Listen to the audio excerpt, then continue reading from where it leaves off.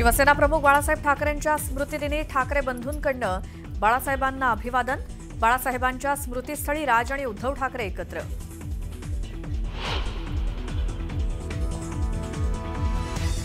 बाळासाहेबांचे हिंदुत्वाचे प्रखर विचार होते, आम्ही बाळासाहेबांच्या विचारांनी प्रेरित। बाळासाहेबांच्या स्मृतिदिनानिमित्तानं मुख्यमंत्र्यांचं भाष्य। राज्यात आणखी एक 500 कोटींचा घोटाळा। अजितदादांनी रुग्णालय पीपीपी तत्वानं तेरणा ट्रस्टला दिल्याचा अंजली दमानी यांचा आरोप।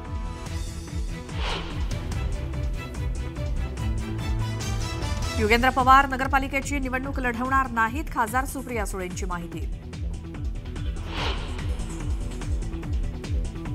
विरोधकांच्या टीकेनंतर काशीनाथ चौधरींच्या भाजप प्रवेशाला स्थगिती।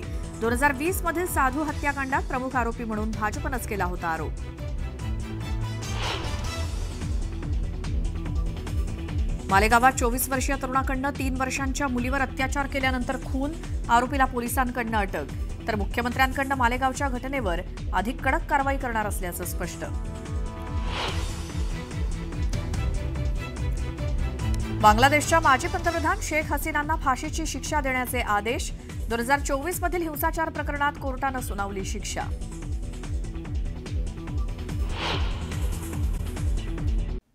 आता एक महत्त्वाची बातमी आपण बघूया, खेडमधून येते।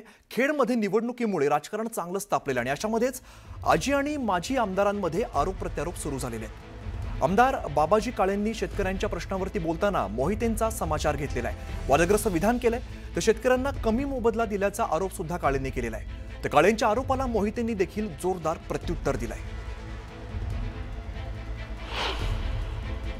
मी तर त्यांनी लिहिले त्यांना आता उतरले त्यांना एकरा जागा गेले आमच्या माहिती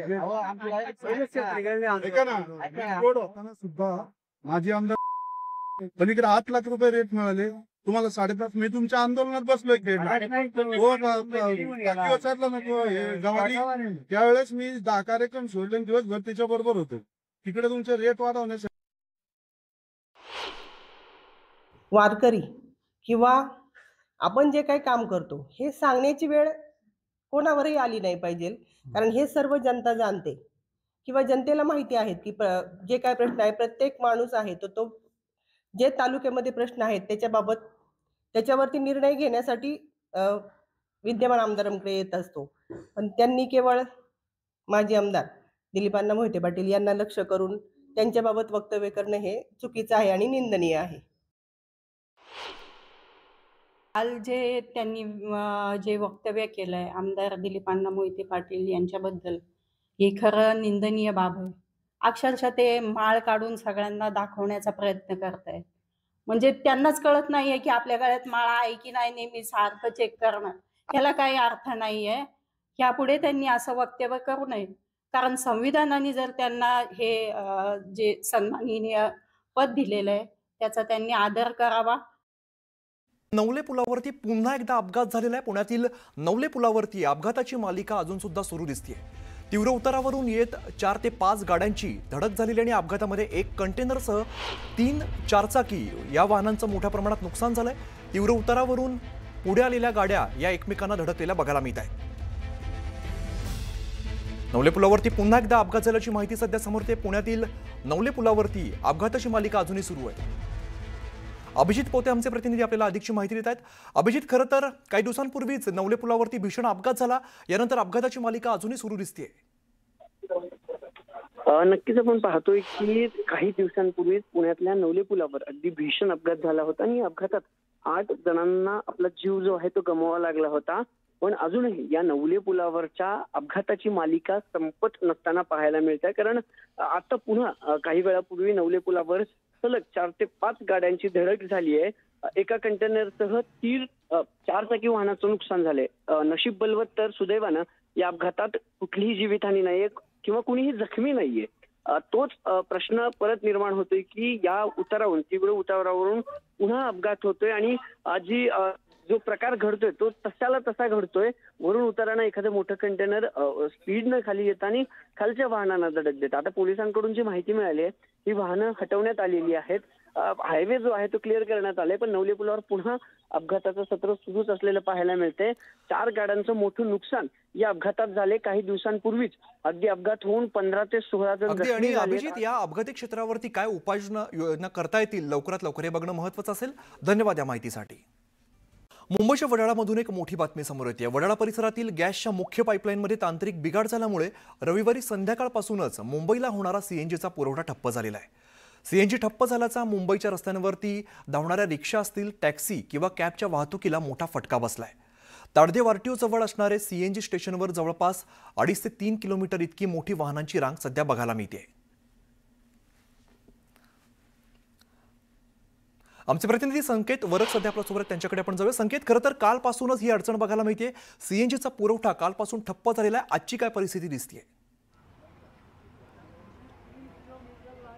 खरं तर कालपासूनच हा सीएनजीचा पुरवठा ठप्प झाला आहे. म्हणजे वडाळ्याचं जे मुख्य पाईपलाईन वडाळ्याला तिथे काही तांत्रिक बिघाड झाला, त्यामुळे तिथून जो पुरवठा होतो, मुंबईला होतो, ठाण्याला होतो, नवी मुंबईला होतो, तिन्ही शहरांना पुरवठा होतो, तर तिन्ही शहरांचा पुरवठा ठप्प झालेला आहे. त्याच्यामुळे जो पहिला फटका जो बसलेला आहे तो उपनगरात टॅक्सी असतील किंवा मुंबईत उपनगर रिक्षा असतील, मुंबईत टॅक्सी असतील किंवा प्रायव्हेट कंपनीच्या ज्या कॅब्स असतील त्या कॅब्सला फटका बसला आहे. सकाळपासून हे सगळी मंडळी सीएनजी स्टेशन्सवरती आहेत की आम्हाला कधी सीएनजी मिळतो आणि आमचा व्यवसाय आम्ही कधी सुरू करतो. मी सध्या ताडदेवला आहे. ताडदेव आरटीओच्या बाहेर सीएनजी स्टेशन हे खरं तर MGLचं मुख्य सीएनजी स्टेशन आहे. मी आमच्या विजेना विनंती करेन की या साईडला थोडंसं पण रस्त्याच्या या साईडला यावं. इथे जवळपास 2.5 ते 3 किलोमीटरच्या रांगा या साईडला आम्ही लागलेल्या आहेत. त्याच्यामुळे हे कधीपासून उभे आहेत तर काही टॅक्सी चालक हे सकाळी 7-7:30 पासून उभे आहेत आणि ते वाट बघतात की कधी आम्हाला सीएनजी मिळतोय. आपण आता हवं तर काही टॅक्सी चालकांशी चर्चा करू. तुम्ही कधीपासून उभे आहात तिकडे? कधीपासून उभे आहात? जवळजवळ सकाळी 7 वाजल्यापासून उभे आहेत.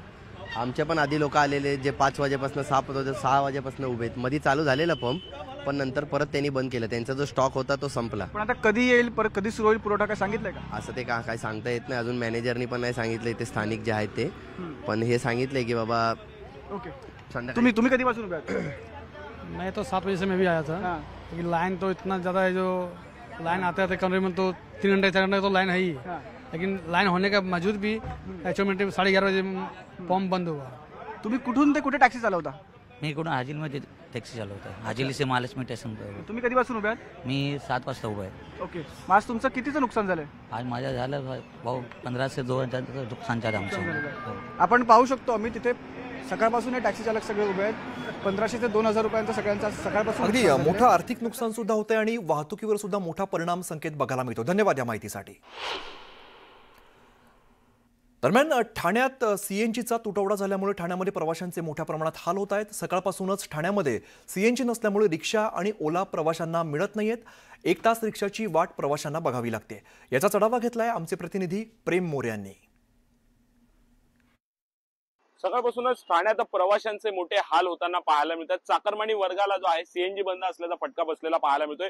सध्या मी ठाण्यातील नौपाडा येथील रिक्षा स्टँडवर आणि आपण पाहिलं तर प्रवाशांची लांबच लांब रांग जी आहे ती ह्या ठिकाणी लागलेली पाहायला मिळते. कुठेतरी सकाळची वेळ आहे, प्रत्येकाला ऑफिसला जायचं असतं, परंतु गेल्या 1 तासापासून जे आहे या रिक्षा स्टँडवर रिक्षा येत नसल्यामुळे मोठ्या प्रमाणात प्रवाशांचे हाल होताना पाहायला मिळतात. कुठेतरी जे आहे मुंबईमध्ये सीएनजीच्या गॅस लाईन मध्ये बिघाड झाल्यानंतर जे आहे मोठ्या प्रमाणात आता प्रवाशांचे हाल जे आहेत ते होताना पाहायला मिळतात. सध्या आपण पाहिलं तर ठाणे स्टेशन नौपाडा रिक्षा स्टँडची ही परिस्थिती आहे. खरं तर वर्दळीचा हा परिसर पाहिला तर दररोज या ठिकाणी शेकडो रिक्षा ज्या आहेत त्या असतात, मात्र आज जे आहे रिक्षांसाठी प्रवाशांना जवळजवळ 1 ते 1.5 तास मोजावा लागतोय. त्यामुळे नक्कीच आता सीएनजी लाईन कशा प्रकारे जी आहे ती लवकर दुरुस्त केली जाईल आणि सर्वसामान्य ठाणेकरांना, वाहन चालकांना, प्रवाशांना दिलासा मिळेल हे देखील पाहणं तितकंच महत्वाचं ठरणार आहे. ठाण्याहून मी प्रेम मोरे, न्यूज 18 लोकमत, ठाणे.